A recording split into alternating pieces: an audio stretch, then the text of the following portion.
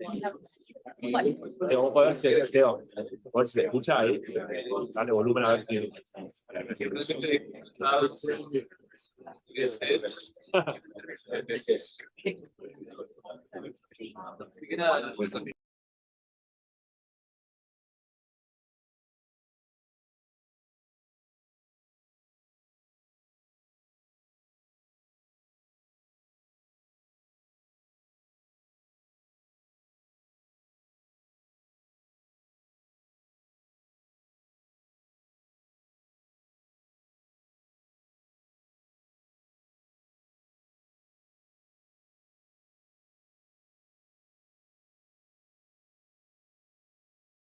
A ver ahora.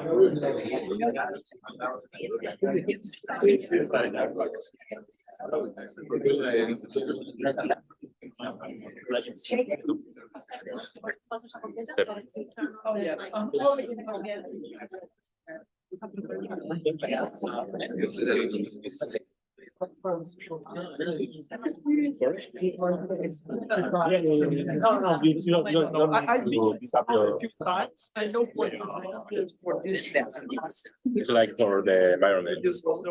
Let me know what's. Yeah.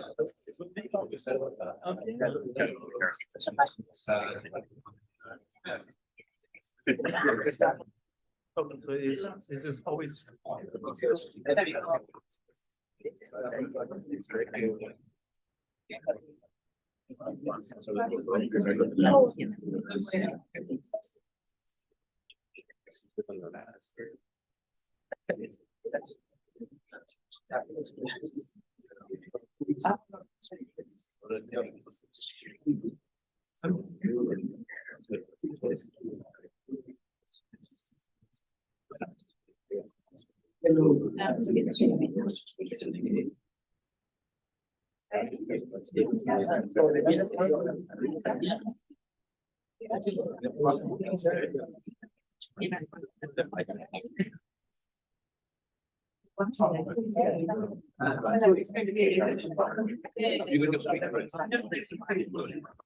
All the time. You call it.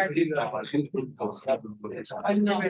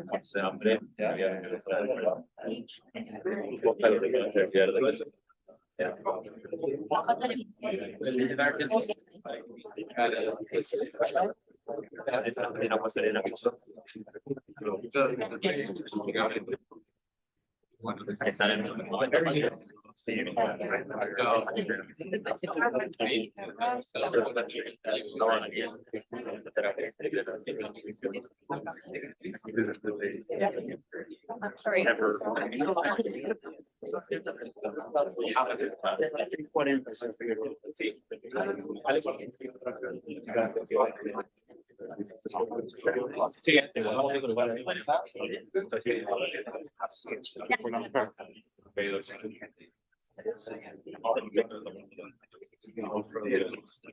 Todo, y después unos test.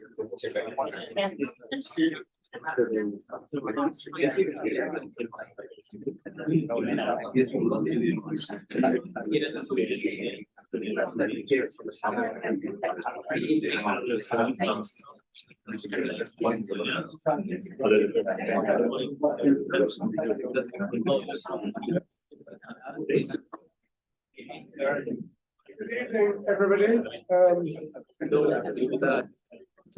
Fabulous.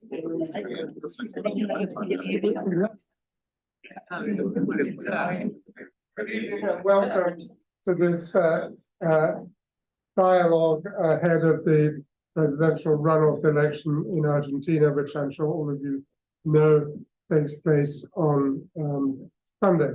My name is Michael Reed. I'm a visiting professor in practice at the School of Public Policy here at the LSE.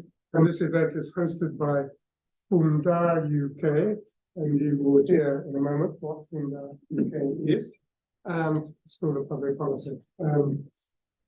Just to say, the event is being recorded, and it will be released as a podcast and a video. There'll be a drinks reception afterwards. I don't know whether it's Malbec and Empanadas, one lives in hope.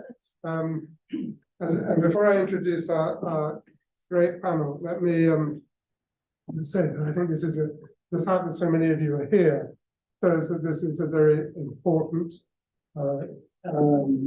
intriguing, polarized, problematic election whose result is hard to predict. And it features one candidate, Javier Milei, who is not from the mainstream of Argentine politics, from the hard right, self-described anarcho-capitalist, who wants to shut down the central bank, slash public spending, and dollarize an economy, one of whose main problems is a chronic lack of dollars. He's talked of arming the population, and his running mate is an apologist for the murder of military dictatorship of the 1970s. He faces not a normal political figure in Argentina. He faces Sergio Massa, the economy minister since July last year, a Peronist from the right of that very broad movement, and one who is importantly not closely aligned with Cristina Kirchner, the leftist populist who's dominated Argentine politics for most of the past 50 years. I think in any other country, Massa wouldn't have a chance because he is the economy minister still. Inflation is heading for 200% this year, according to JP Morgan. 40% of Argentinians live in poverty, and the value of peso is plummeting. So if he is the continuity candidate, it is a problematic continuity. This, I think, was an election which, on paper, the mainstream centre-right coalition should have won easily. But it was divided and it lacked a compelling candidate. And Javier Milei represents the popular anger which is built up with the system and with the failure of the past three governments to achieve economic stability and growth. But it's important to remember that this election also coincides with the 40th anniversary of the restoration of democracy in Argentina. After that, and its first president was Raúl Alfonsín, who once said that with democracy you eat, you cure, and you educate. If only, often it hasn't always been like that. But Argentina, I think, is a bigger and deeper conundrum. I hope we can touch on this a bit. And there is a saying attributed to Simon Kuznets, which may be apocryphal, but like all apocryphal sayings, if it is so because it's a good one. And it is that there are four types of countries in the world: developed countries, developing countries, Japan, and Argentina. And Japan, because it's done much better than people might have thought it might have done, and Argentina, because it's done much worse. And many of you will know, in 1914, Argentina was, in numerical terms, one of the 10 richest countries in the world in terms of income per head. The problem was that that income was very unevenly distributed. And I think part of the reason for this long decline, which is kind of woven into the fabric of Argentine sociopolitics, is precisely that it has suffered from distributional conflict, which it hasn't found a way to institutionalize state. And that has prompted mistaken policies and political instability. So no more from me. I will introduce our panel. Victoria Paniagua, to my right, is going to speak first. And she is, she's an assistant professor of international political economy here at the LSE. And then she will be followed by Fabricio Mendes Fiallo, who's a research officer at the LSE, LSE 3 Politics of Inequality research team. and he's a political scientist. And Pilar Elizalde, who's a lecturer in law and public policy at the Blavatnik School of Government in Oxford, and she has a PhD in international relations from the LSE. And finally, Ingrid Blainat is a senior lecturer in international development at King's College London, and a research fellow at the International Inequalities Institute here at the LSE. And she's a historian and an economist. But first, Sebastián Celia, who is an Argentine mathematician, entrepreneur, and set up Fundar, which is a research institute in Argentina and now in the UK. Is going to tell us a little bit about Fundar and what it's trying to do. So, Sebastián. Thank you, Michael, and thanks all of you for being here today. I'd like to thank Andres for helping us organize this event, and all of the panelists for participating, and you, Michael, for leading. I mean, certainly you know what LSE is, but you may not know what Fundar is. And Fundar is one of those dreams that I had a long time ago, and that fortunately I was able to realize once I managed to sell my company that was doing financial models or mathematical models for finance. And my dream, just to summarize it simply, since we went into the list of 4, is to take Argentina out of that list and not be the country that everybody wonders why it's doing so poorly when it had so many opportunities. I do believe, and I'm an optimist, that Argentina indeed has opportunities for development.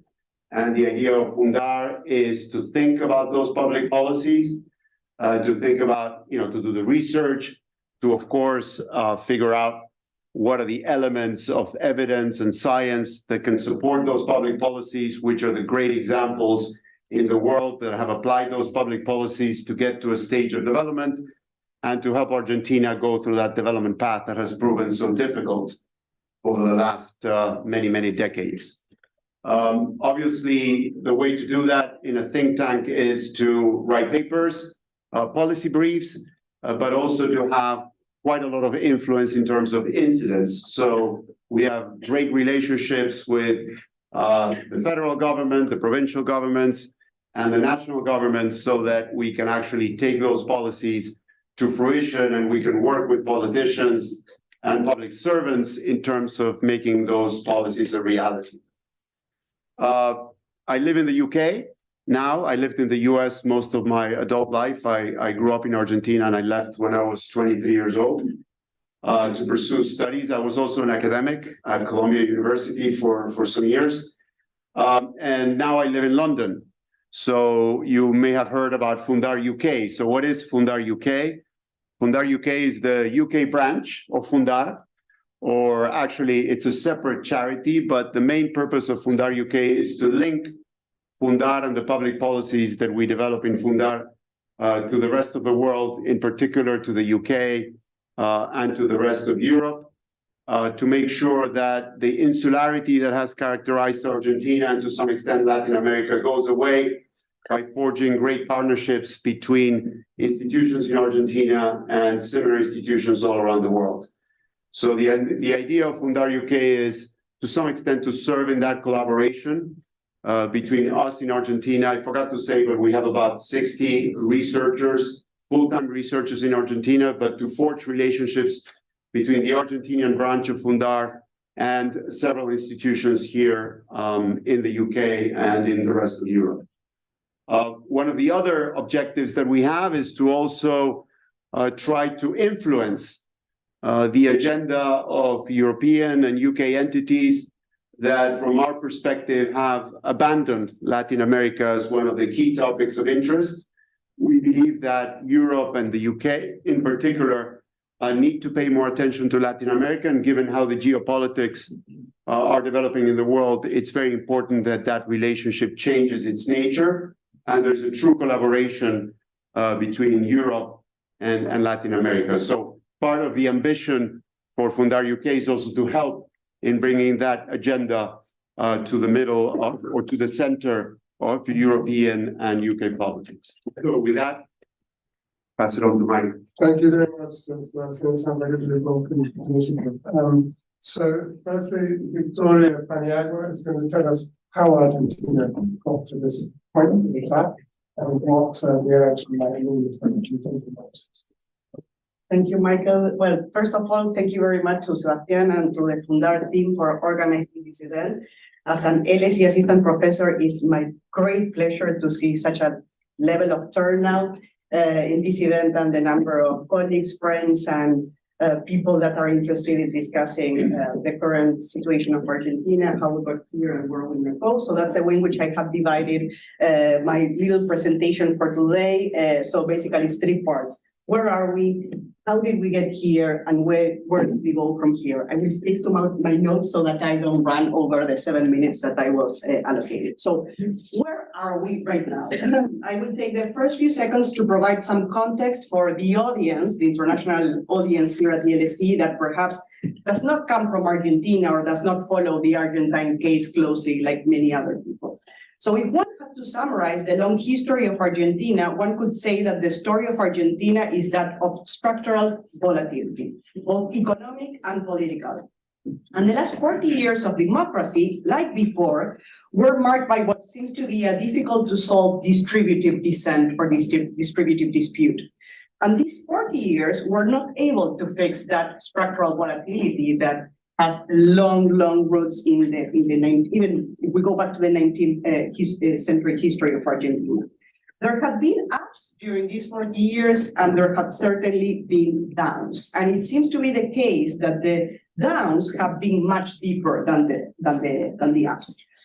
The aggregate numbers, if we compare the early 80s when democracy arrived and the present, are quite depressing, as many of you know. Lack of growth, increasing poverty, high inequality, and very high levels of inflation that only a handful of countries have been experienced in their histories. So let me give you some figures very quickly. I don't want to take much time on this, but at the beginning of democracy, Argentina was number 35 in any GDP per capita ranking and had about the medium level of GDP growth. Today, it's 64 if we look at the GDP rankings, and huge number of other countries have been added to this list, so take that into consideration. And it's in the bottom 20th percentile if we think about growth, GDP growth. So poverty also went from 5% in 1986 to about 39% as per the latest figures. Most recent inflation trends were 24 at the end of Cristina Fernández de Kirchner's presidency, 54% when Macri left, and it's about 140% at this moment. Michael just said that it might go up to 200% if we look at predictions. There are between 6 and 14 exchange rates that are currently coexisting in Argentina. And I wasn't able to find the exact number. Perhaps someone in the audience can tell me about this. When in April of 2020, at the beginning of the pandemic, $1 was 80 pesos at the blue rate. Today is about or over 1,000 pesos. So that's part of where we are. But now let's talk about the election, and I have two things to remark on this. Well, first of all, as we all know, we have seen the meteoric and very fast rise of a political outsider as probably Argentina has never experienced before. It is true that Javier Milei underperformed in the first round of the general election relative to the excitement that there was around his figure following the results of the primaries or the PASO. But his 30% of the vote is a novelty in the bigger scheme of things.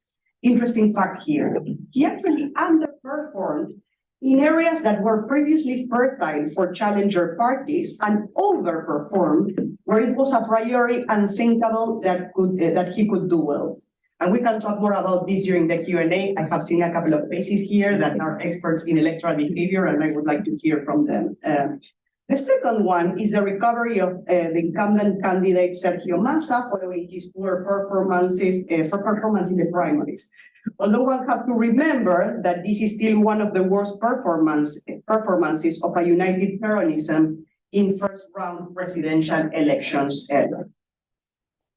Interesting fact here, this is a candidate, Massa, who is the economy minister of the worst performing Peronist government Argentina has seen, judged by any number or rate of poverty growth, inflation, and someone that has came in first in the middle of a series of corruption scandals as well. Point two. How did we get here? And more specifically, let me narrow down that question. What factors help explain the rise of Milei? And here I will focus on 2 or 3 points that are not novel, but perhaps summarizing and bringing together commentaries and things that have been said out there in the literature can help us organize a better discussion. So the first one is the economic factor and the vote of the so-called left behind. We already talked about the decline of Argentina in the last 10 years and even before then. So there is not much surprise there, one could say. But I wanted to ask, first of all, who are these left behind, or this group that were left behind? And we can spend quite some time talking about the most recent history of Argentina, but let me highlight a couple of points here. So we have a group of people that were certainly excluded with the neoliberal reforms, particularly those associated with industrial activities. And this group was never fully reabsorbed by society and by the economy. The high levels of unemployment and informality that started back then during that period ended up converging into very high levels of what we now know is structural poverty.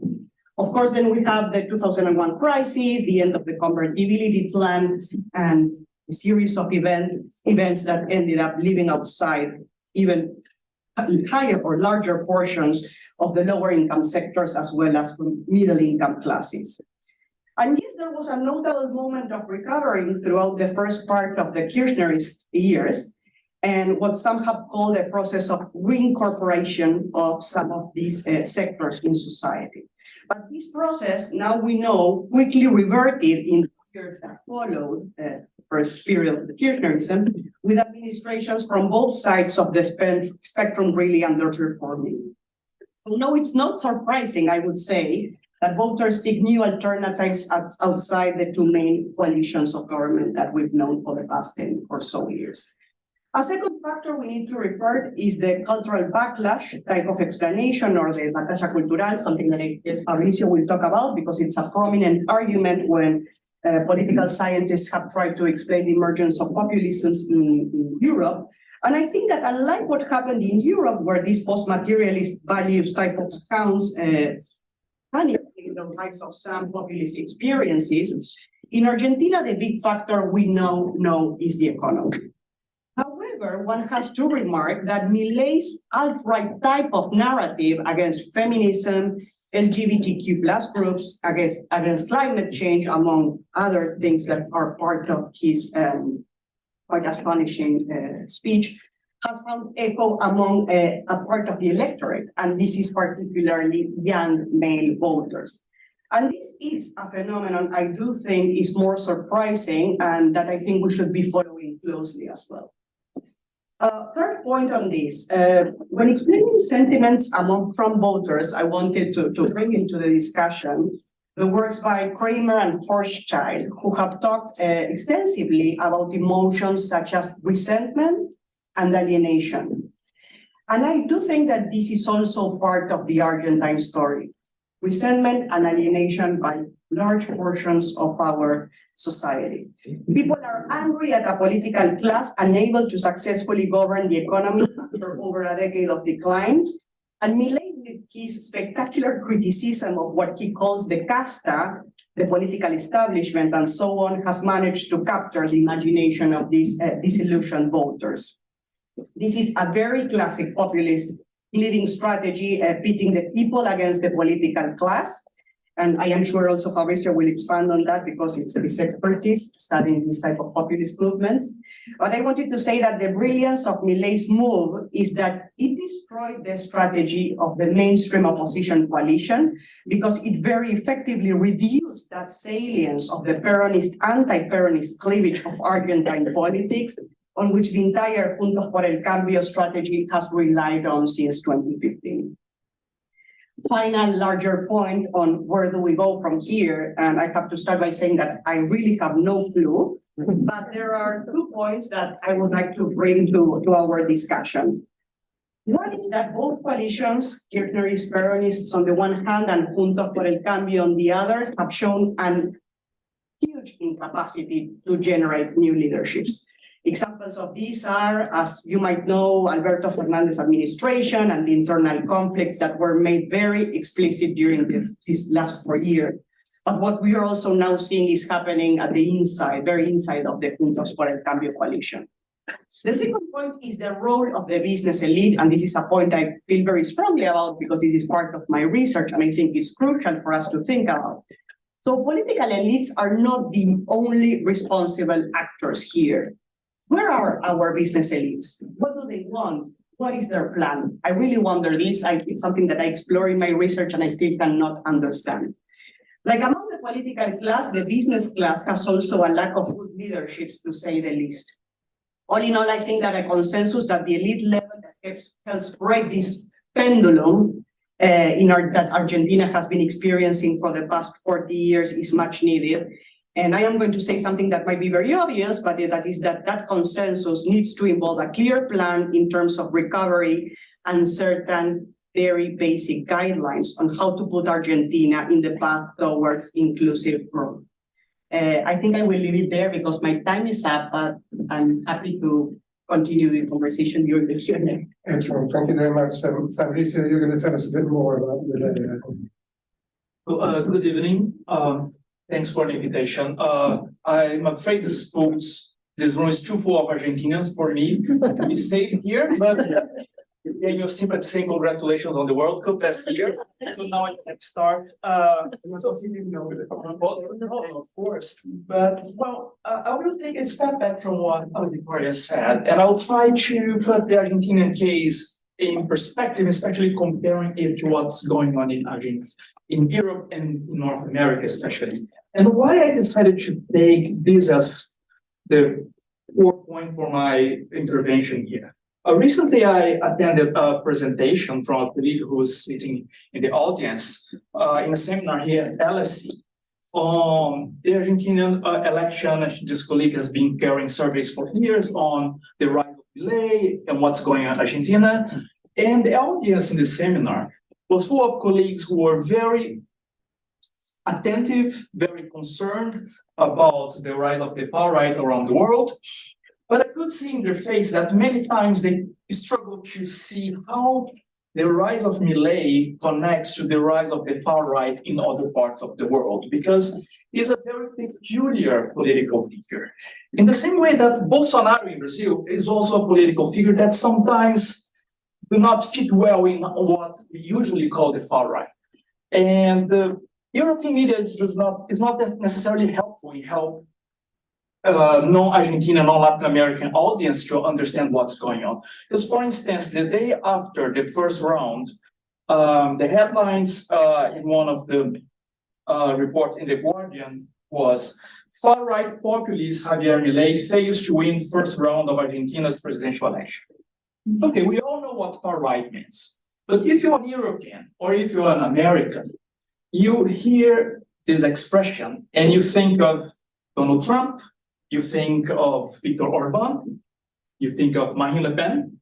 But when you compare the policies of what the likes of Milei are proposing to implement if they are elected, and you compare to what this European far right or populist right wingers have been proposing, you just struggle to find what they have in common. And I think for us who are not Argentinians to understand what is going on and what's peculiar about the Argentinian case, it's important to see or to understand a little bit better what are the similarities and especially what are the differences between the Argentinian cases and other ones. In Europe and in the United States, the dominant, in my understanding, the dominant feature in this far-right movements is what some authors have called nativism, which is a dangerous mixture of nationalism and xenophobia, right? And anyone following the news in the UK for the past years know what it means. For instance, well, if you read the news from the past 2 or 3 weeks, the moral panic about the votes is a great example of that. It's nationalism and xenophobia combined, right? But if you look to the two most prominent far-right names in South America and Latin America in general in the recent years, which are, in my understanding, Jair Bolsonaro in Brazil and Javier Milei in Argentina, is that yes, we will find strong populist traits as well in their speech, in their platforms, in their proposals, and especially in their communication strategies. Because populism is an overused term, and its meaning is just vanishing because everyone treats populism as a different term. But populism, the major characteristic of populism is the understanding or the discourse that society is divided into two major groups: the pure people and the corrupt elites. This is the core of the concept of populism. If you check how different populist movements around the world perform, there are a lot of differences among them, but this is a common thread that links all this together from a conceptual or theoretical perspective, right? And we find this in Javier Milei and in Bolsonaro. This, at least they proclaim to be fighters against this corrupt elites, or in Argentina, Milei called the la casta, right? But policy-wise, the major feature distinguishing the European and North American strand of the far right and the Latin American strand of the far right is that, as I mentioned before, in North America and Europe, there's this strong emphasis on the nation state and emphasis here on nation, the idea of nation and nativism that comes with it. But when you look at leaders, again, as Bolsonaro and Milei, we see that major features in their political platforms are dismantling the state, deregulation, which is a consequence of dismantling the state, and surprise, surprise, a blind alignment to the United States international affairs. For instance, Milei comes to the point of declaring that he will dollarize the economy if he becomes the president. And it's hard to think a stronger way to link the fate of your country to a foreign nation as a foreign country's currency as the major means of exchange in your own economy. And these differences have a direct impact on the support bases of the sort of Milei and Bolsonaro, whereas in Europe, the populist nativists or right-wingers have focused on the struggling middle class. In Latin America, we find that the alt-right has been very successful in also attracting votes from the middle class, or especially of those who were not middle class in the recent past, who rise to the middle class, and now they dream of Miami every now and then, right? Because that becomes a symbol of success for this rising and emerging middle class. In Brazil, we call them the new middle class, which is not exactly a middle class, but that's how we call them, those classes who emerged from poverty in the recent years. I know my time is short, so I will conclude briefly saying that, well, there are these differences between the Latin American and the Western sorts of populism and the far right, but there are, of course, also issues that bring these different movements together. That's why sometimes we use these terms interchangeably, and these terms have traveled so easily across borders. And I would like to highlight two major elements that unify and create a sort of a global far-right movement. One of them is the direct attack of these movements against liberal democratic institutions. As imperfect as these institutions are, they are the closest, even though there's a big distance between liberal democracy and pure democracy, at least how it's idealized, but these are the democracies we have in place. And these movements and these parties and politicians have been doing everything they can to attack and erode these institutions. And one interesting feature of this recent wave of authoritarianism is that if you look at, say, Latin America in the 70s, 60s, 70s, and 80s, when you talk about dictatorships and authoritarianism, we would think about tanks on the streets, military coups. Nowadays, an important trait and threat to democracy from this movement is that they play the rules of the game, they play the democratic and electoral game to once in power erode these institutions from within. So, and we find this as a common trait in South America, in North America, in Southeast Asia, in Western and Eastern Europe, and so on. And there is a second aspect that I found that we can find in common across different countries, is that these movements, even if they are based in different continents, in different countries, they are all part of networks, international networks funded by conservative think tanks, most of them based in the United States, as for instance, the Atlas Networks or Atlas Foundation, depending on the source you check. So, well, there's a lot to dig on this. I brought these points for our conversation to spark some discussion in the Q&A.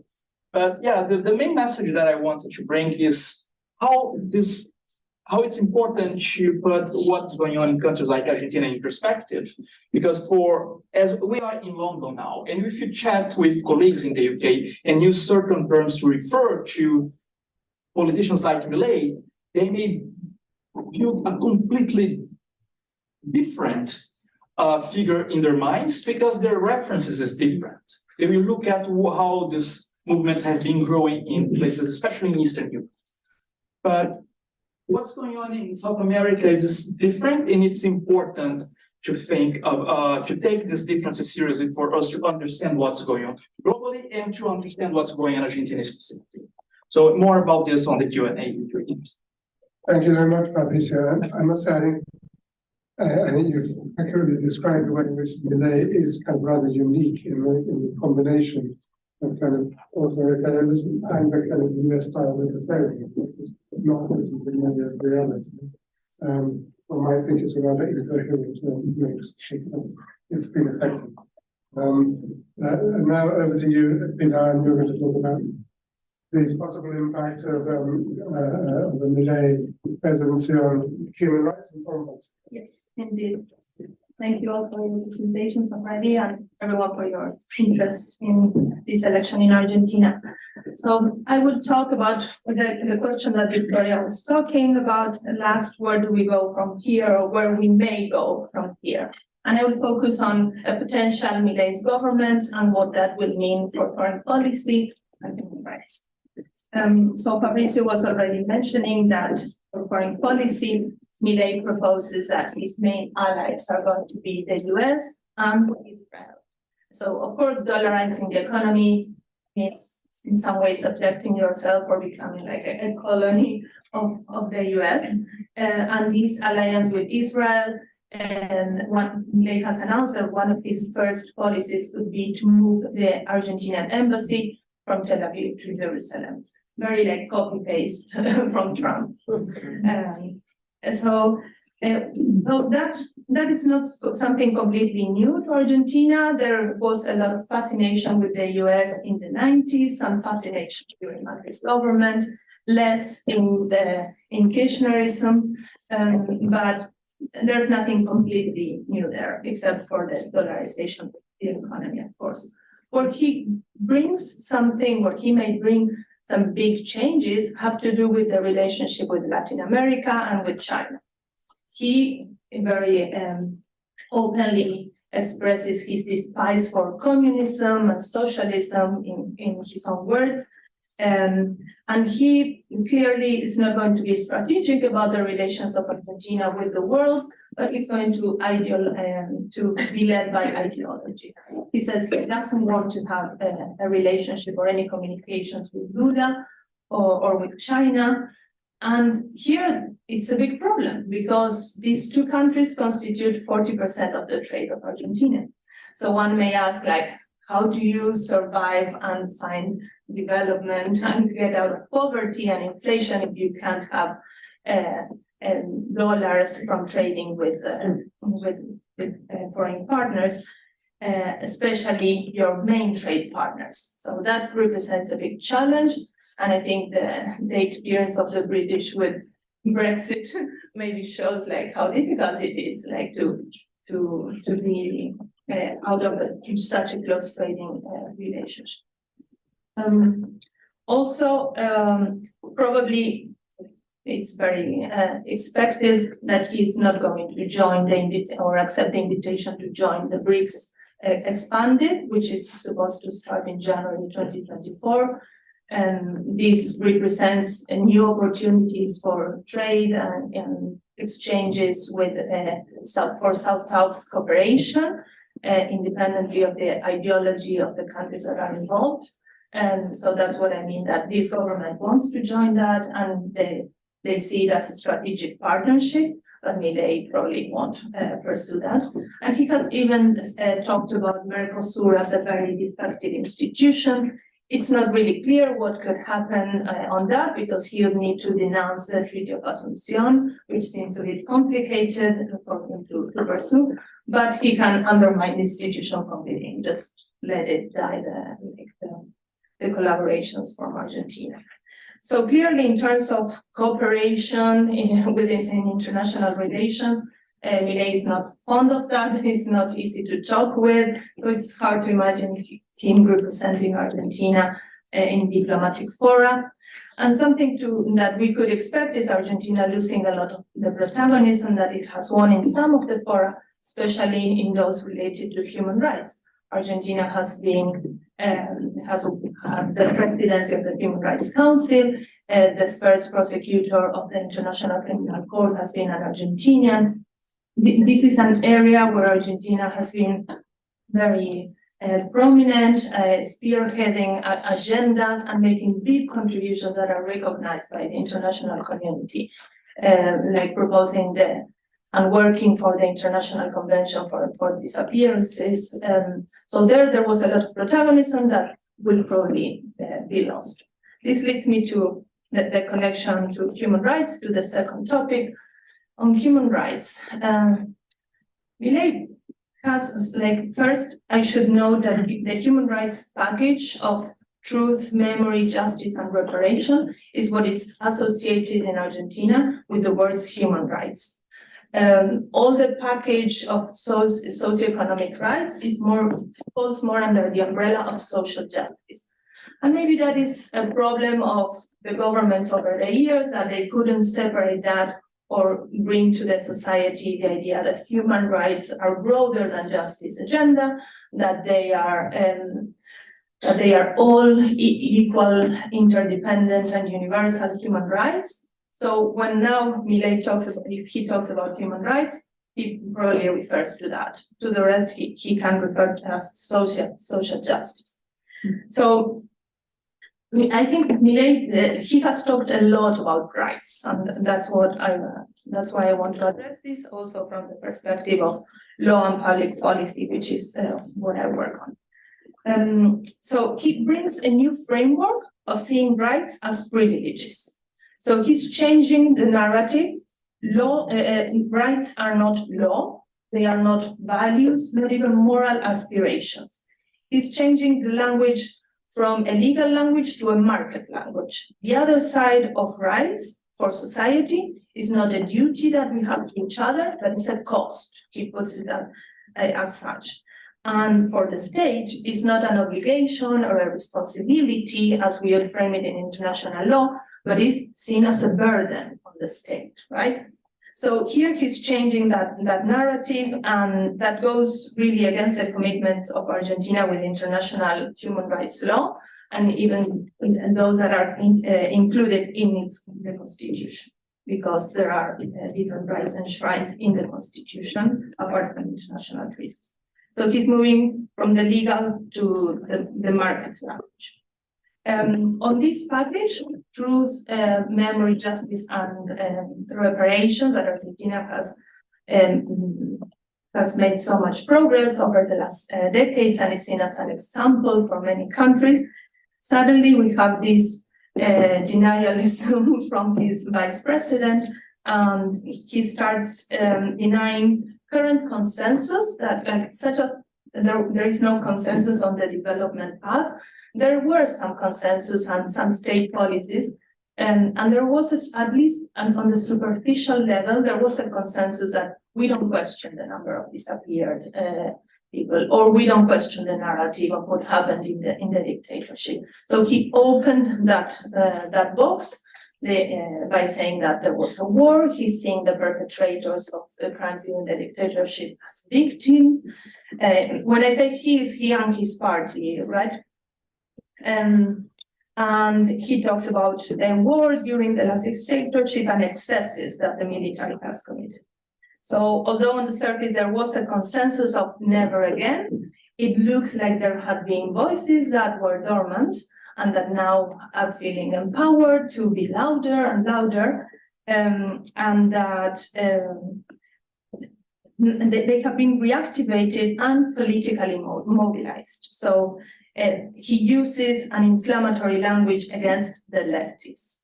And that brings ghosts from the past, right? So I think part of the campaign that he accuses, oh, this is a campaign of fear. I think there are funded reasons to be afraid of. And finally, my last point, Michael, I will have one more minute, is that this inflammatory language is not only against leftists and this narrative of rights as costs and privileges, and he's also targeting some communities like women, LGBTQI plus groups that have been on the receiving end on the violence of his speech, and already we've seen an increase in the attacks that these communities are receiving. So these things came to stay. Even if Milei doesn't win on Sunday, these things are there, and we should be aware of them. Thank you very much indeed. A lot to think about there. I mean, I do wonder whether the apparent consensus was more a consensus of in the case of Eastern America than the society as a whole. But that's one of the many points we can take out. And now, Ingrid, you're going to talk about crisis of the state, the lack of a development model, and what that tells us about the crisis of theory in 7 minutes. In 7 minutes, yeah. That's it.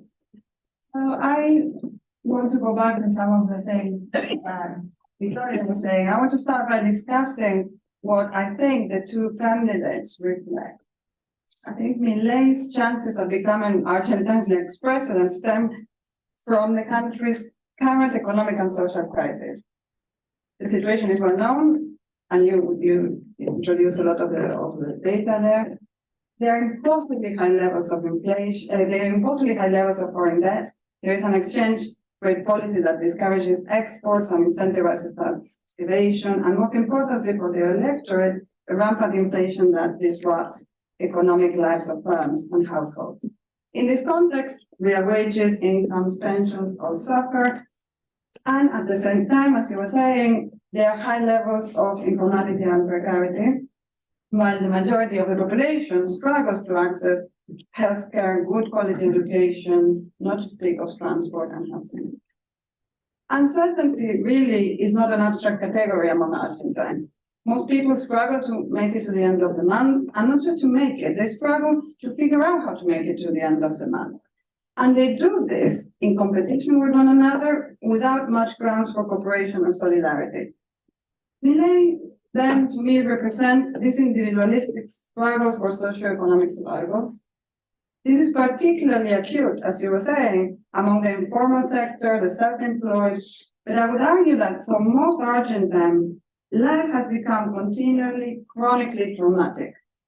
In fact, I suspect that the combination of this persistent high inflation, the experience of COVID and lockdown, and the way social media shape our worldviews have left Argentina in a collective mental health crisis. Massa's candidacy in turn manifests a serious political crisis. After spending years polarizing with each other, like you're saying, established parties succumbed to infighting and splitting and were unable, until as late as August this year, to put forth platforms that engage the electorate. Junta por el Cambio eventually chose a candidate that centered her campaign on the promise to eradicate populism, and to criminalize social protest. This appealed to traditional anti-fairness subjectivities and tried to mobilize all those who, not without reason, are fed up with roadblocks, demonstrations, which make the already difficult daily commutes even more challenging. Consistently with this, now the Junta for the counter candidate supports Milei, whose vindication of Argentina's last dictatorship, I think, can be interpreted as an attempt at legitimizing the future repression of social protest and social movements that he anticipates. Fairness, for the part, seem to have lost touch with the electorate, speaking mostly to wage workers covered by labor laws, while developing an over-reliance on social programs that undoubtedly have reduced poverty but accomplished little less. They mostly ignored the plight of these informal, self-employed, precarious middle classes or aspiring middle classes.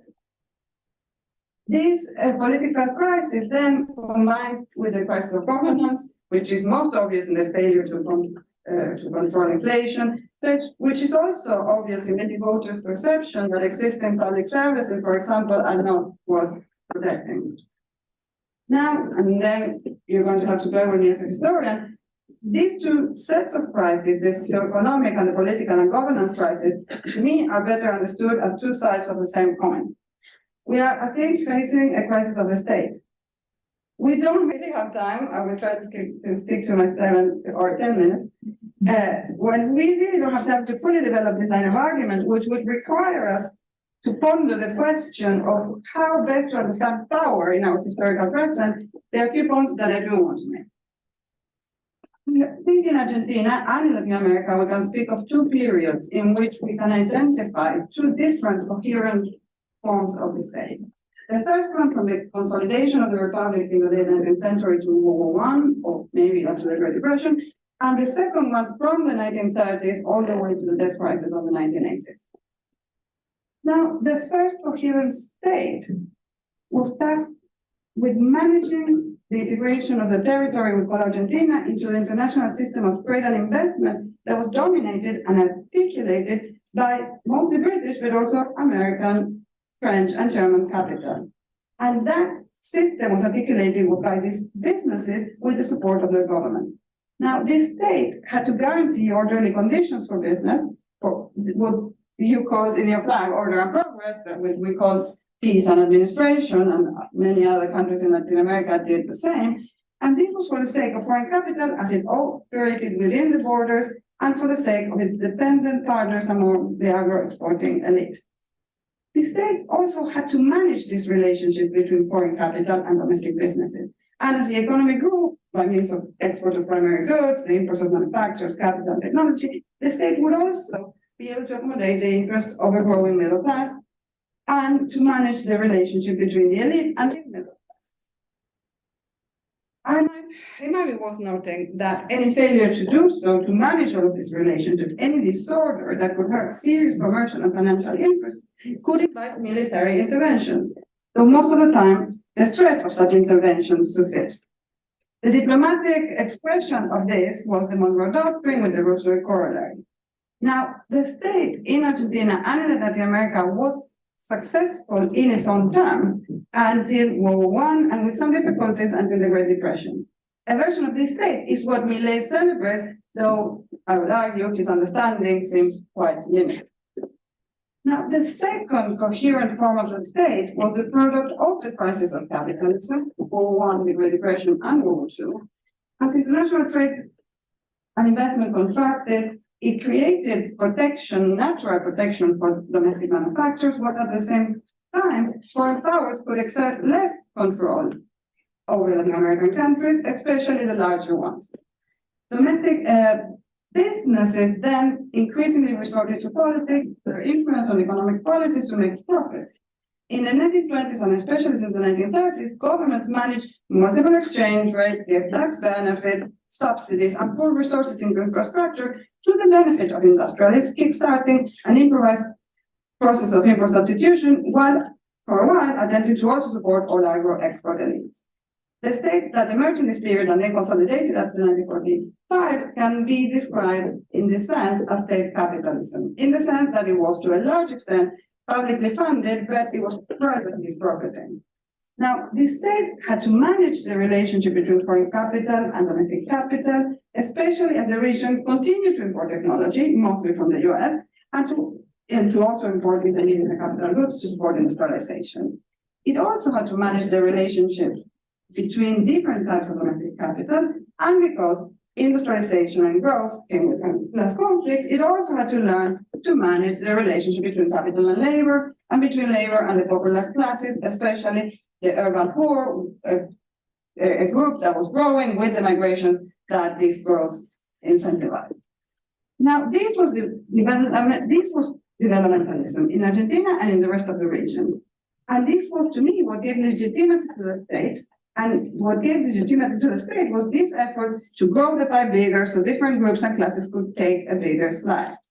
And it did more or less work until the oil shocks of the 1970s, the changes in monetary policy that led to the debt crisis. Now, this state capitalism was then dismantled in the context of the debt crisis of the 1980s and the adjustment programs that the renegotiation of foreign debt required. Now, this brings me very briefly to the 40 years of democracy. My take is that Argentina has not managed to find any path in these 40 years, as you all were suggesting. We have gone back and forth too many times between two all-state projects without envisioning really a developmental project that is apt for the 20th century. Now, if we are trying to conceive one, I think we need to start by properly mapping all the socioeconomic issues, the political crisis that we're experiencing. That without that, it's hard to make sense of things and to craft the path forward. And I think if anything good might come from this election is that these crises are so evident that we're forced to try to make it into a coherent narrative that we can learn from. Now, I also think, obviously, we have to put inclusive, job-creating, sustainable growth at the center of the debate. That's what our Fundar colleagues are doing. And we need to try to not abandon those consensus that all of a sudden seemed that they were not so certain after all. For sure, and this is going to be my last point, we need to better understand the world economy. We need to understand the transformations and that are underway in the world economy to spot opportunities, but also to spot dead ends. And this is a huge task. It requires collective work, and we can't figure it out just yet. Maybe we can't, period, but it's worth trying. So I'm grateful we're having the conversation and hope we can exchange some more ideas. Splendid. Thank you so much. Thanks to all four of you. We've all been very disciplined with the times, and you've all brought points. I'm conscious that there's a wonderfully big audience here standing remotely. And I'm sure you all have lots of questions, and there's also people online. I will keep my questions brief, and I'm just going to ask one question to each of you. Let me start with you, Ingrid. Yes, sure.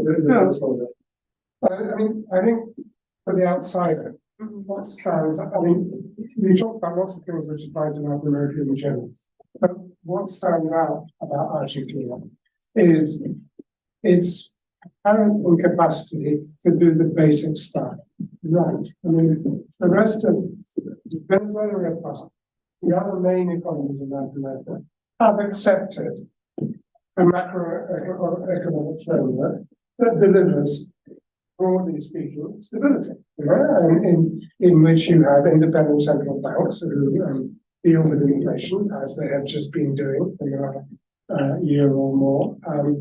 You have a floating exchange rate, and you have reasonably responsible fiscal policy, which means that you don't have the same kind of pressure on the exchange rate. Not all of them, but some of those countries recognize the importance of export-led growth as being fundamental. That means it finds it very difficult to do those things. Why?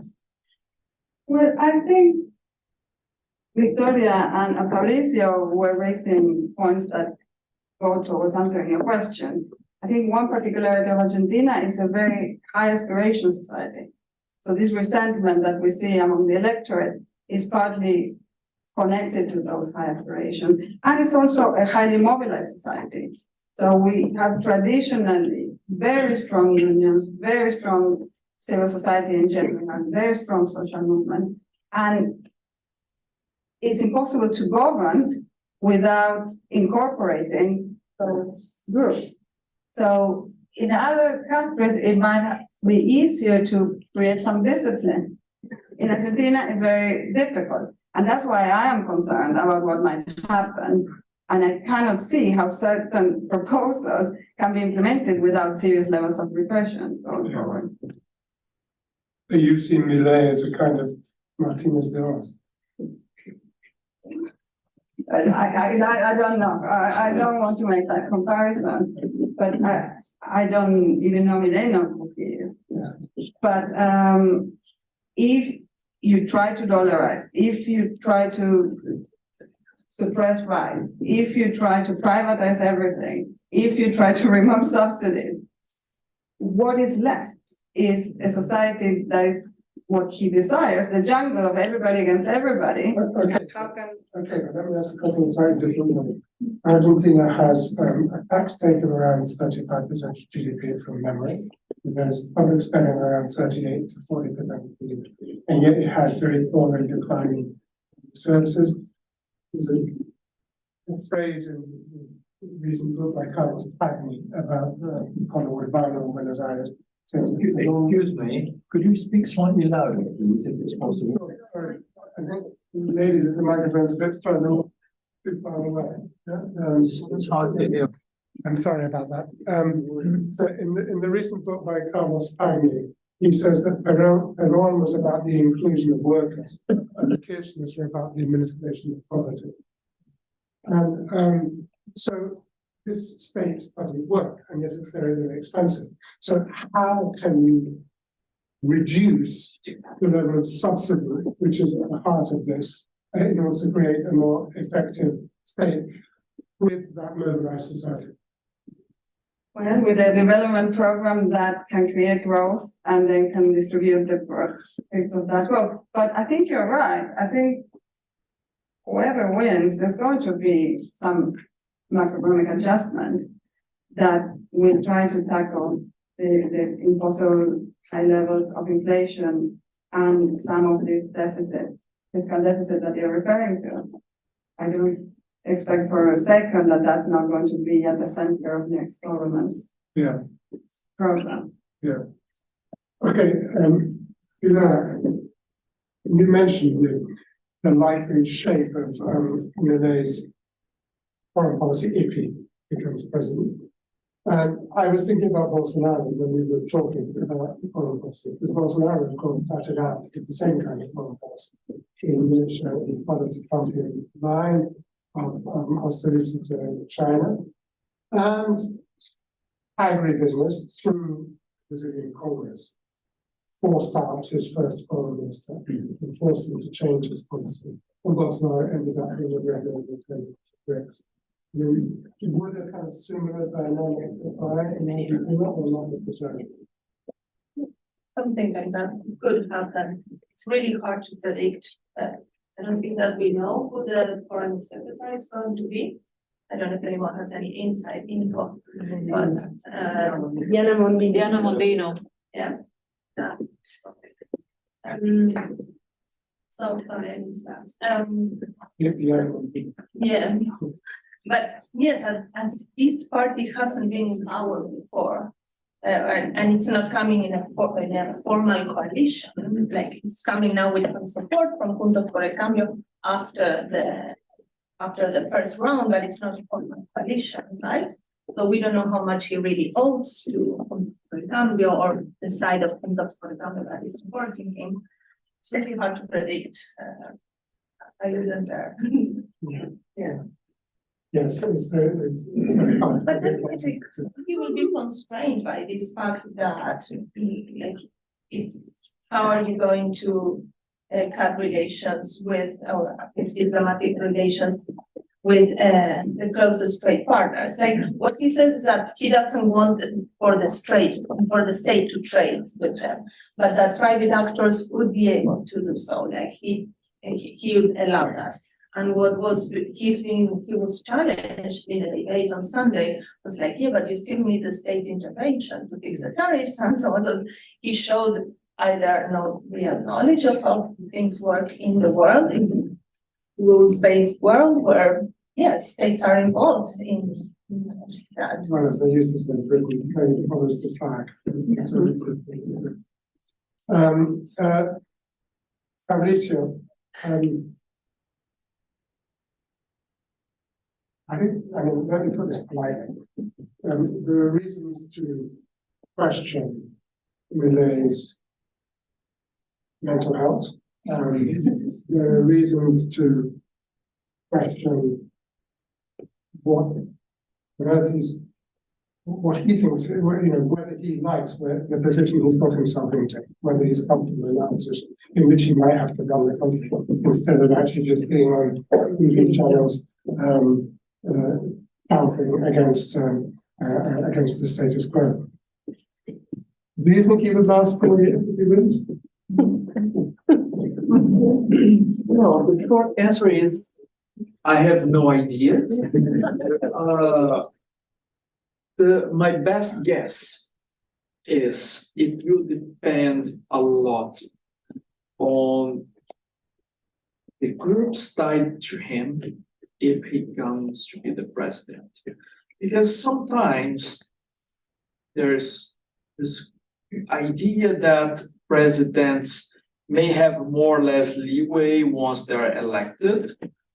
At least this is what non-academics tend to think, at least in Brazil, that, well, the president says this and that when they are running a campaign, but once elected, they can just form their own, they will do what their peers ask them to do, right? And by peers, I would usually don't mean, say, political parties, but what his friends or the ones behind the doors pulling the strings will tell them. But there is a, I don't buy this interpretation very much. I really like a recent theory of political parties by John Zoller and Kathleen Baum from UCLA.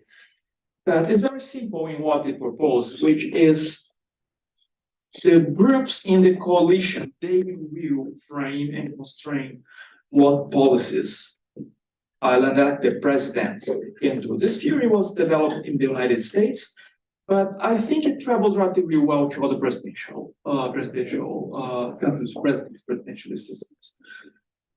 Does this answer your question? Probably not. Why? Milei is still a big question mark in many senses. As you said, there are reasons to question his fitness to office. We cannot forget that he publicly said that, well, my main advisor is my bad dog, and there is a fortune teller who connects us, and then I get the insights. One thing, and I will take a footnote here to address your question. When Milei first appeared as a candidate, as someone who's not an specialist in Argentine politics, I was very curious to see who's this crazy dude is. And the question in my discussion, my group of friends was, if this Milei guy wins, will he be worse than Bolsonaro or not? And my impression in the beginning is, well, it will be bad, but it mildly, but not as bad as Bolsonaro was, because Milei has not declared any alliance to say in the military dictatorship, as Bolsonaro was bragging about his links to the army and the military dictatorship every opportunity he had. But later, this scene changed a little. Milei is more aligned now to those who are sympathetic to the dictatorship and so on.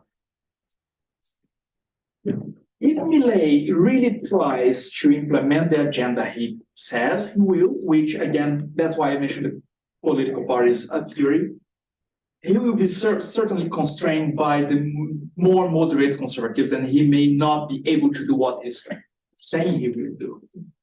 Will this anger his hardcore supporters enough to turn eventually against him? If this happens, then Milei will be in deep trouble. If not, he may complete the 4 years as president. And why I'm saying that, because there are many hardcore Bolsonarists who ended up, quote unquote, turning their back to Bolsonaro because Bolsonaro was not radical enough. If the same happens to Milei, depending on the conditions in the parliament and the coalition, they will pull the rug. It's fit, but yeah, I'd say that's impossible to answer your question now, at least from my perspective. I'm bringing this to the conversation because I think the context will matter a lot in how he's capable of implementing what he's saying he would do, and how not implementing it would trigger anger among his own supporters. Yeah, sure. The context matters a lot. The sort of surroundings, as it were. But the personality matters as well. Right? Yes. You look at something like Gustavo Petro, very different from Milei in many ways. But it's a fragile personality, and you can see that in the way he deals with setbacks, right?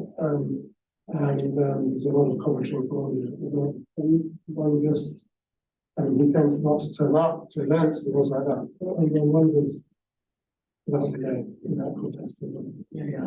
Yes, certainly personality matters, because personality helps those surrounding him to understand his reactions under certain circumstances beyond his own decisions, right? Because he will be constrained somehow by some laws and by some groups. So this surrounding will matter a lot. Just to bring an example that's the polar opposite of Milei, but how personality played against this person. President Dilma Rousseff in Brazil.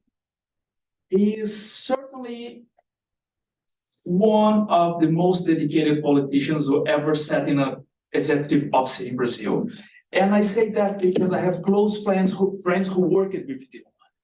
And they would always say, every day she wakes up, she goes to the gym, works out, have a breakfast, and then she works from 10 to 10 every day. And she's doing the best she can.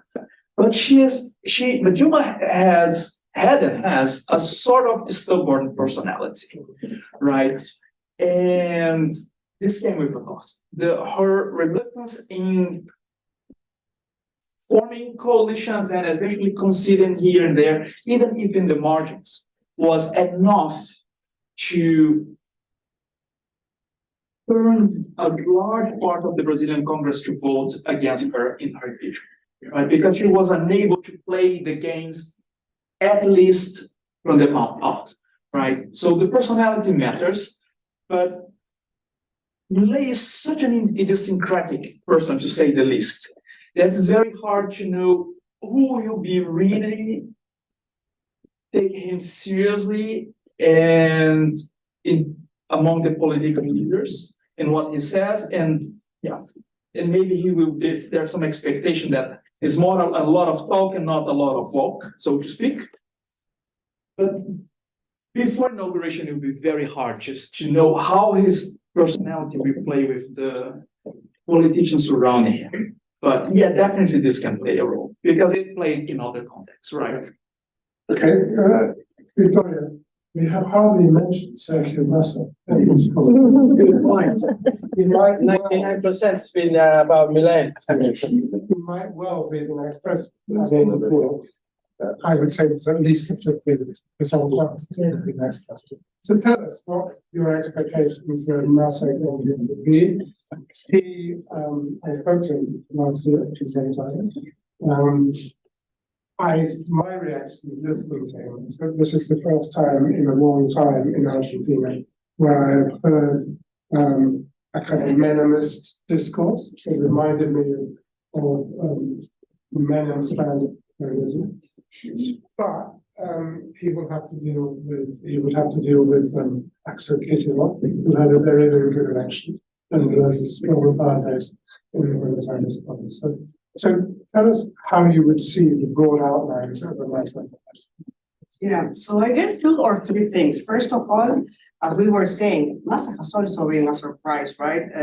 For any political scientist colleague, Massa's vote really challenges any vote theory that we know of. So he's the Minister of Economy of, as we were saying before, the government that has performed the worst for the past several years, and he has a huge challenge ahead, definitely. One thing that strikes me as spectacular is the way that in which Massa was able to turn things around in the last several weeks by making out of the mismanagement of the economy a virtue, right? He said, like, I am the one that I am part of the group of people that have been mismanaging the economy for many years now. Notwithstanding, I am the one that can fix this, at least in the short run, in a way, right? So I am the problem, but I am also the solution, which is something that Milei wouldn't be able to say, obviously, because he has no experience in, working in government. So that's one thing that strikes me as interesting and important about the figure of Sergio Massa there. On the other hand, I mean, he has this huge problem, which is what is he going to do with the Kirchner's coalition? Is he gonna continue taking distance from figures like Cristina and others that surround him? Is he going to get closer to Axel Kicillof? We haven't mentioned that. He made a spectacular election in the province of Buenos Aires. And I do not have, I mean, I don't know what he's going to do, definitely, but my sense is that the best he could do is to take as much distance as he can from Cristina, who we know by now she's a toxic type of leadership. And the same thing I will say about Macri. The way in which these two leaderships have shown they have a complete incapacity of providing a fertile soil for letting other figures to emerge in their own political spaces is very problematic and very toxic. So I do think that if he wants to, I am hoping that he will take some distance from, or good distance from Cristina and the inner circle and try to really. Is Cristina finished as a? I don't think she's finished. I don't think she's finished. No. No. And in a way, maybe the Argentine political arena needs her, but perhaps in another place, not where she has been positioned for the last 4 years, certainly. Not in jail. No, I'm not saying she has to go to jail. I just wondered whether she will. But I mean, in order to get to where we had thought in the election, Massa actually has made the economy worse. Right? I mean, you know, these massive reductions in tax, so that very few people pay tax now, income tax. Yeah. The multiplication of exchange rates, which you mentioned, and not having to keep count of them. I mean, it's pretty clear for Argentina's economy to grow. It means Argentina has a lot going to it, we haven't mentioned, which is back and weather, the energy, its potential to play a big role in energy transition, and all those others. But you need to unify the exchange rate, right? First, you need to get that legislation on an incredibly downward patch. Massa can do this. I don't know if he can do it, but the one way or one possible strategy in which he could do it is by building a much broader coalition than what the Kirchner's have right now. He definitely needs to speak more to that side of the electorate, which is closer to the center, but also to, as I was saying, if I made this point before, the elites, right? Like he needs to build a coalition with the business sector that allows him to go for that. But he called for a government. He's called for a government of national unity. Nobody's come forward yet. No, I mean, if he's president, there will some would radicals, whatever. Yeah, some would. I mean, it will be. I mean, that's the big problem that he has again, right? Like playing that game of compensation to build a strong and permanent sort of coalition that helps him go that route. I think it's very difficult, but he has shown that he is a very good politician as well. I think that has been very clear during these last several months of campaign and so on. Yeah, interesting. Oh, fantastic. We have at least 35 minutes. I'm sure there are lots of questions. Can I just ask you to put your hand up? Is there a microphone? Is it? Yeah. We have until 8. Sorry? We have until 8 actually. We can spend like a couple minutes to take. It's 5 to 8, isn't it? Yeah. Maybe less than 10 more minutes. Oh, we only have 5 minutes. Yeah. So it's 8:30. Yeah, Okay, well, But we have the reception. we have the reception. we don't have the room. I think we have the room, so No, we have the reception until 9. The Catherine is waiting. okay, sorry. Yeah, let's take 3 or 4 questions. So can you say who you are and who the question is for, please? Yes, I'm a student of political economy here. My name is Mikhail Mikhov. The question to Dr. Paniagua about the political economy of this monetary issue that seems to be dominating the election. So it seems to me that Milei, I hope I'm pronouncing this right, as the populist sort of candidate is essentially trying to combat inflation by a very radical measure, dollarization of the economy, and the only logical conclusion of that would be very hard deflation, probably high unemployment, and so on. I do not think that the majority of people in Argentina would certainly benefit from that. It's just a small elite that holds a lot of dollars, is not so dependent on state subsidies and so on. But my question is, do you think that this sort of populist discourse, the way they're portraying this as a fight between the people and the elites, can it actually convince a lot of people to sacrifice their own welfare in the name of sound monetary politics? Okay. Thank you very much. Over here.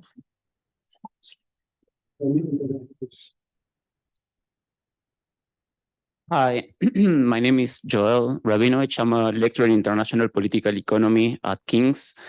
Thanks to all of you for your presentation. So my question originally was also to Victoria, but maybe it can be to Ingrid because it's also related. So it's about the development project and specifically the role of economic elites in the development project, because the question is where economic elites are interested in a development project in Argentina, because the way you have the world system working at the moment is that some of those economic elites have their economic interest in the international arena, so Argentina is just a cost to them. And in the case of the economic elites who have a clear economic interest in Argentina, we saw many of them, for example, Arcor, preferring to support a government in which they lose money for the first time in I don't know how many years, rather than sharing part of the power. So thinking in a medium long term, and maybe Sebastian can make a reference to this because it's also about some of his peers. So what's the concrete possibilities to build an inclusive development project with this kind of economic elites? Very good.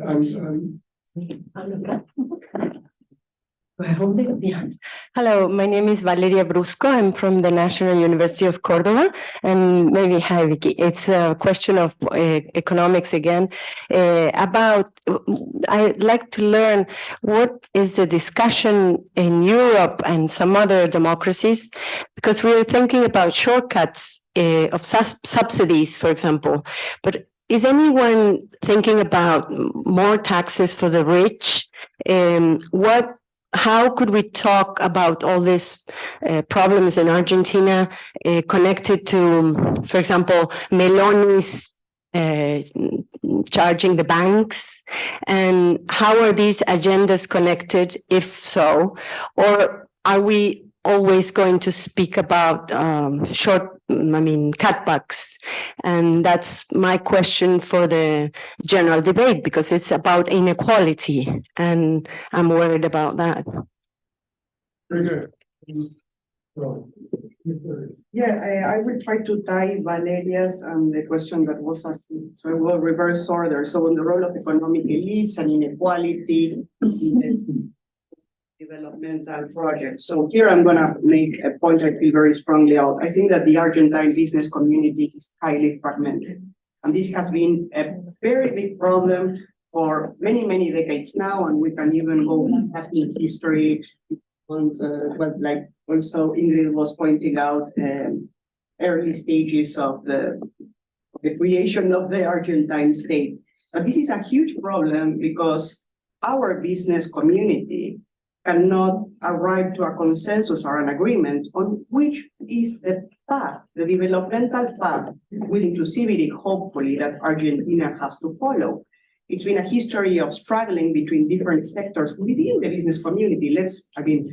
We can also talk about the distributive sector between workers and capital if you want, but within the upper income sector, there has not been any type of consensus. And I think that that's the huge challenge for the developmental project, because the business community, unlike in other countries, cannot agree on this, then it's not possible for them to contribute to a political project that allows a clear growth model path that can be sustained in time and so on. Yeah, I will also agree to structure. So this is what I didn't discuss, but I would have wanted to discuss. I think that we don't fully understand power in the system today, in the global system. And I think the question is, as Professor Levin, who I know someone there will recognize, well, the key problem is who plans whom, right? So if you need to understand these business elites in the context of their technological relations with other capital, not from Argentina, capital that is planning the operations of the capital that is domestic in Argentina. And if we don't understand the specific systems of production, if you want to call them global value chain, that are in operation, we can hardly answer that question in order to create a dialogue between the state and the economic elites that could be conducive to a neurodevelopmental model. So I think we are quite behind in understanding this from a theoretical perspective and from an empirical perspective. And what we can see is what Victoria was saying, that we really don't have a business elite that can create this type of consensus at the moment. So again, I think the role of the state there would be key. Yeah, I wanted to say something very short because I speak a lot to the business elites, and there's a contradiction going on right now. On one hand, everybody sees that there's a tremendous opportunity. So everybody talks about the tailwinds, they talk about vaca muerta, they talk about, this year the agricultural sector doing much better. They talk about lithium, they talk about minerals. So on one side, everybody thinks that great things are coming. On the other, that muscle of that elite to come together with a development project is not there. And that is because over the last how many years, everybody has started fighting just for their own interests. And this concept of having a project for the country is not present in the discussions of the elite. That's one of the things we're trying to do at Fundar, but certainly that's missing. And without that element, I think we're going to be in trouble. I think that applies in other Latin American countries actually as well. Yeah. It's a big problem in the region. The point about how do you sell monetary policy, tough monetary policy, is anything that's did anyone answer for? I don't think there's any economists in the group, so I will only say one thing, that is that, yeah, I think if you look at the numbers, people have, in a way, to put it in more academic terms, voted against their own interest. So lower and middle income classes voting for Milei, in a way or another, they know that this is probably gonna have a huge backlash in the markets, international markets. I think that people know. But we are in a situation where I think that's it. Like, people are fed up of everything, and they are willing to trade that for seeing what could happen if they vote for an alternative. That's none of the two bigger coalitions that we have had for the past several years. Well, time is unfortunately implacable, right? I think this has been a fascinating discussion. I think we could have gone on for twice as long. I want to thank all panelists. They did a fantastic and really insightful. And so thank you very much.